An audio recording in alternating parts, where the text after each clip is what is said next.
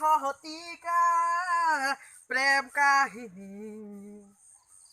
ৰুমালৰে ভাজতে স্মৃতি হৈ জীৱনী ৰুমালৰ কাহিনী ৰুমালৰ নিচুকনি ৰুমালৰ জীৱনী ৰুমাল ৰুমাল ৰুমাল ৰুমাল এখন হেঙুন মচা ৰুমাল ৰুমাল ৰুমাল ৰুমাল ৰুমাল এখন হেঙুন মচা ৰুমাল আমিতো মানো না মছলা দুজনা আমিতো মানো না মছলা দুজনা